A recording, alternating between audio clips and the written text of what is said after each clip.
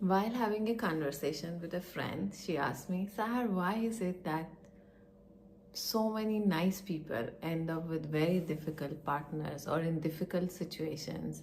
Why is it that people take, people who are soft or nice and who are helpful for granted? And that made me thinking.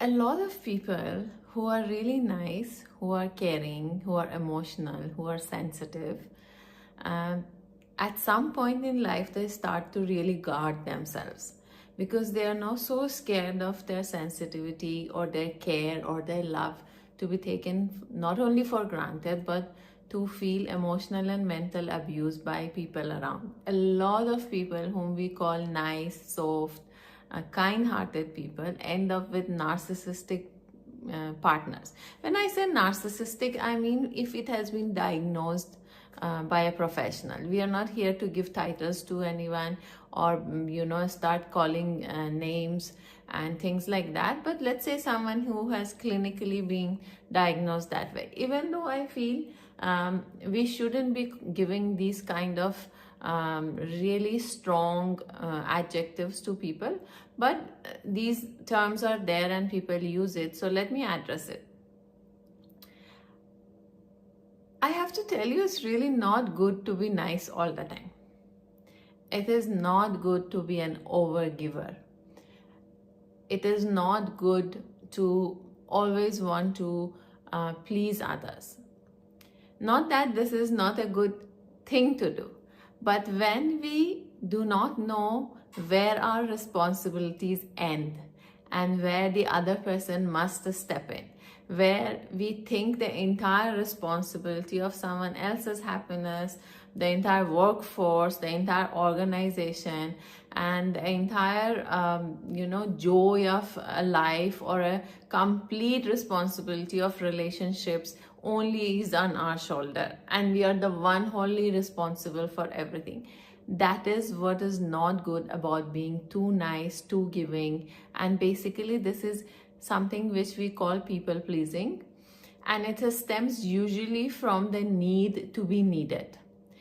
People with the need to be needed, people who are people pleasers, they're overgivers, they are, what they are doing is they're continuously discarding themselves, discounting themselves, disconnecting themselves from what they believe, what they are seeing for real, and how they are feeling. They are continuously suppressing and disregarding their own feelings, their own hurt, and their own emotion, because at some point they have taken a whole responsibility of making things work in the best way possible, irrespective of the other people or person in the situation contributing anything to that relationship or situation. It can be at workplace, it can be with your siblings and family members, it can be with your spouse, and even with your children.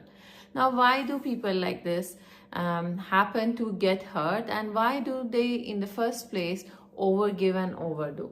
I have been one of them, and it has been quite a journey to be able to change. I'm not saying I have been successful, but I am on that journey.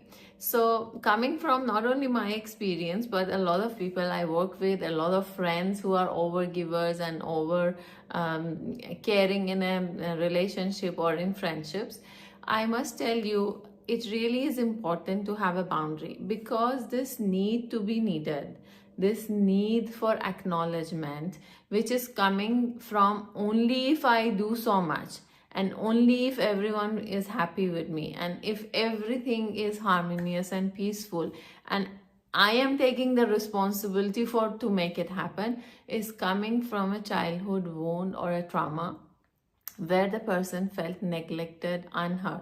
And it is not that parents were doing this consciously. Most parents don't even know how to parent because there's no manual for parenting, and they are also dealing with the stuff in day-to-day life. They come from a certain background, and also they also probably would have had their own share of issues and challenges in life. So this is not to blame anyone, but this is to tell you that this comes from a wound or a childhood trauma.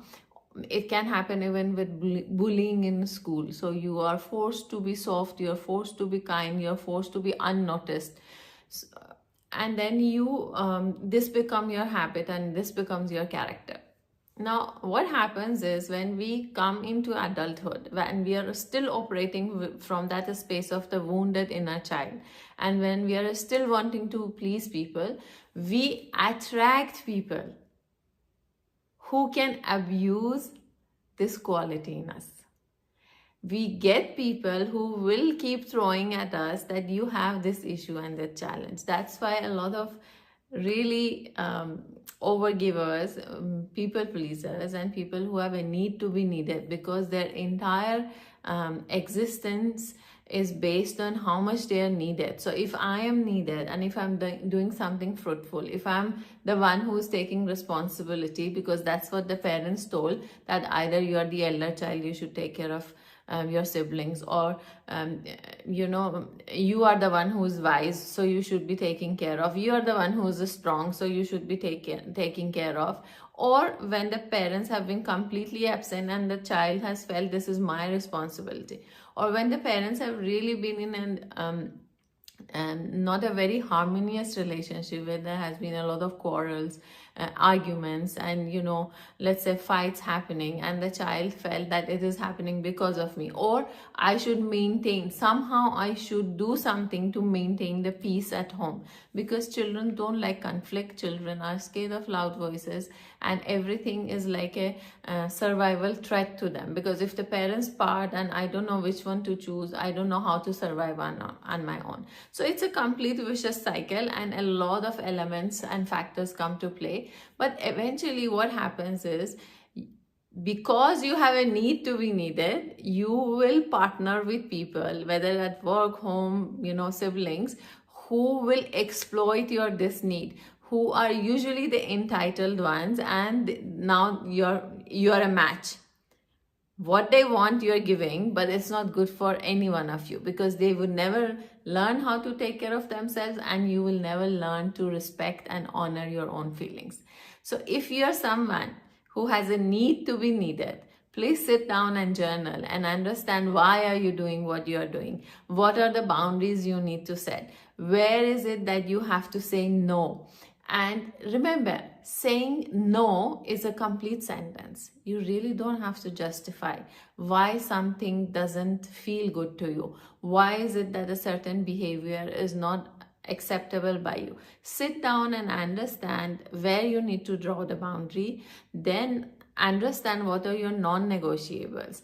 Communicate them once, twice, and 3 times. And the third or fourth time or the fifth time, how many times ever, but the lesser you express yourself and explain your no, means that your partner is ready to receive. But if you have to explain yourself 100 times, obviously you really need to look at where you are, with whom you are, and what you're supposed to do.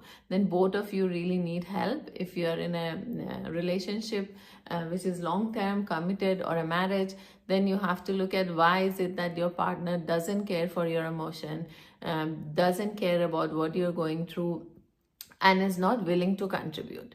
So we don't want to again blame anyone, but the important thing is that you can be divorcing yourself, discarding yourself, disregarding your own feelings and emotions just because you are in a relationship. It is a relationship. You have got together to be together in joy and sorrow, but with respect and honor. Both of you are equally I would say worthy of love, care. Maybe one person has to do 65% at some time, and sometime 80%, and the other person will do 20%. But the table is to turn. You can't be doing 90%, 80% all of the time. So if your partner is not ready to cooperate or listen or understand or hear you, or your emotion do not matter, then you need to understand. And remember, it is a relationship for love, joy, and care. It is not a life sentence. So you have to decide how to go about it. Ideally, to meet someone, a professional, to take help. But before going to wanting to blame the partner or understand what is wrong with the partner, you need to understand what is wrong with you and change that. Once you change yourself, usually the environment changes. unless and until you're dealing really with a person who has psychological problems or disorders and is not willing to put in any effort, then you need professional help, and then you have to really decide what is it that you want to do for life. But always, always, always try to do your best to save a relationship while being kind to yourself and your partner. I hope this will serve you.